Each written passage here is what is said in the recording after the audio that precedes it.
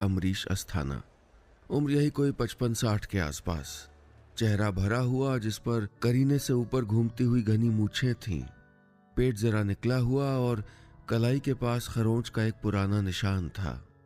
सफेद कमीज पर बादामी सदरी पहने हुए Amrish Asthana retired criminal psychologist और प्रोफेसर थे।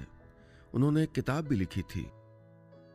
अस्थाना साहब खिड़की के शीशे से बाहर प्लेटफॉर्म पर हड़बड़ाए हुए चेहरों को हिकारत से देख रहे थे।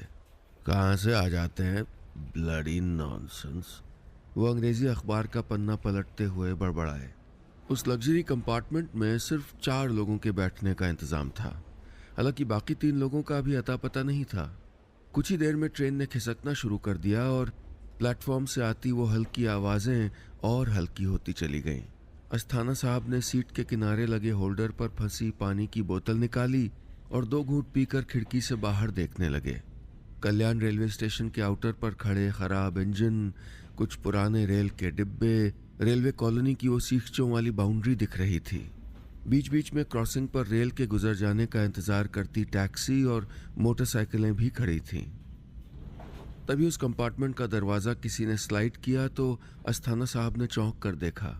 हेलो, एक 40-45 की उम्र वाले शख्स ने कहा तो अस्थाना साहब ने मुस्कुरा कर जवाब दिया।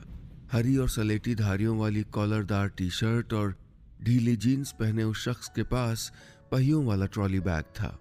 उसे खींचते हुए वह अस्थाना साहब की सीट के ठीक सामने वाली सीट के पास लाया और नीचे खिसका दी।